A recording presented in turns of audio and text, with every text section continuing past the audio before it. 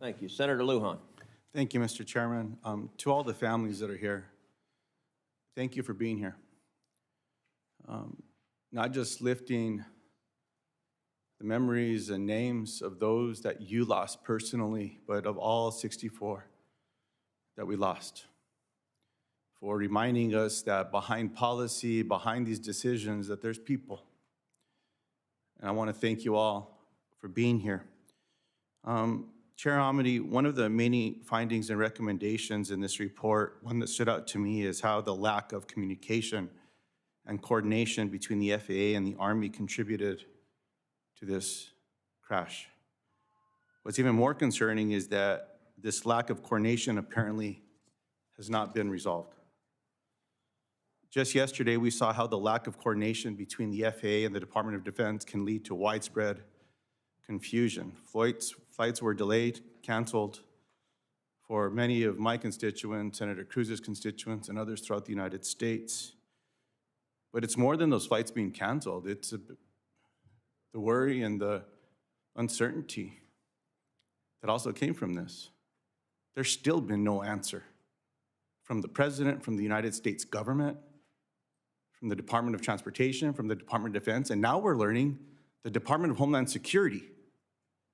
They've all been quiet, and they stand behind what Secretary Duffy said, that it was about a drone incursion. Well, what's being reported now is that it was a laser that was on loan from the Department of Defense to the Department of Homeland Security Border Patrol, and that they shot a party balloon. I thought that was a technical term for some craft. A party balloon is a balloon any one of you would buy for someone's birthday party.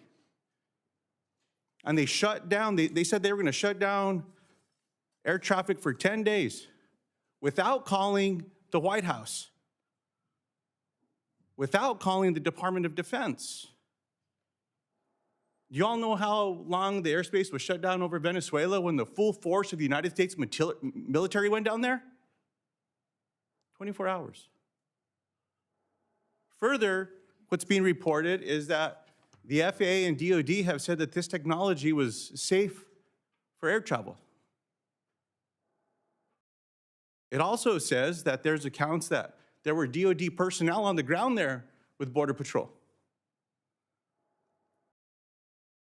I appreciate Senator Cruz and Senator Cornyn making it abundantly clear that there needs to be a briefing in a skiff. I don't know why there needs to be a briefing in a skiff shooting a party balloon.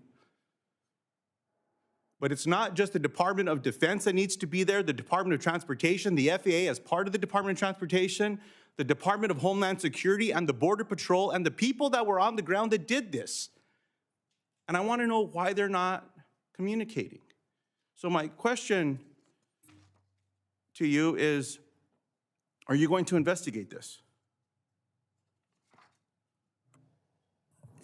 Our mandate is to investigate after a tragedy occurs. I appreciate that. Let me ask you a different question. Yes or no, is a lack of federal coordination harmful to the safety of our airspace? Yes. Will the I just asked that as well. My other questions around this, Ms. Homendy, is with what Congress needs to do to make sure that the crash that you are here to share information about does not happen again. The question that Senator Moran asked about how many communications have there been throughout the years, whether it's under a Republican or a Democratic president, it doesn't matter, from air traffic controllers or from anyone else, have been silenced. I certainly hope that we're able to demand that that information be shared to this committee, to oversight, and that we have a real conversation about what it takes to implement those changes, because no administration has been willing to do this by rule, clearly.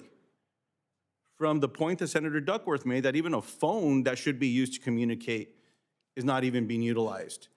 A few years ago, I was in New Mexico at a site for aircraft that was used to put out forest fires at one of the command centers that is under, I believe, the jurisdiction of the United States Department of Agriculture. And when I was in there looking at this particular tower, they told me the internet didn't work inside the tower. And they were hesitant to tell me. Well, I started calling everyone that I could, and we got a bunch of folks on board. Chairman, I think your office might have even helped with this one. Well, now that tower has access to the internet, and the people in that air traffic tower are a little more safe than they were before it was out. If it's little things like that that are getting in the way of this because someone's being told you have to stay quiet, shame on all of us. And so as I close here, I know I didn't ask many questions in this area. I just certainly hope that we can get to the bottom of this and that, Chairman, we truly can make things safer and that we don't forget the names of those that have been lost, not just on this horrific crash, but on the others as well, and that we do something significant in this space. And I look forward to working with you and doing my part. You let me know how we can make this better. But in the case of what's happened in El Paso, southern New Mexico, it's not just a briefing and a skiff. I don't want to hear the spin. I don't want to hear the cover up. I want to hear the facts. I want to hear the truth. I certainly hope that that briefing doesn't have to take place in a skiff. There should be information that's shared with the American people as to what happened there, because that can't happen anywhere else. We need people coordinating. I'm not suggesting we don't go after bad people or bad things. It's not what I'm saying. But we need to make sure that we're keeping people safe as we're also going after bad things throughout the United States that are endangering all of our constituents as well. Thank you for the time, Mr. Chairman. May I have 10 seconds? Sure.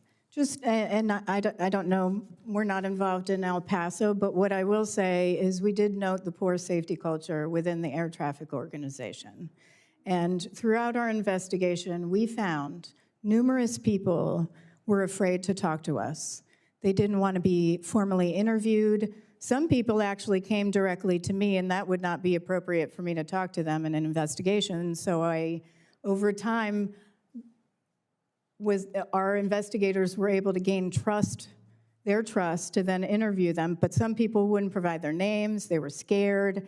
I can't tell you the number of people who were just scared to speak up because they were worried about retaliation. At our own hearing, I had to get everyone to commit to not retaliate.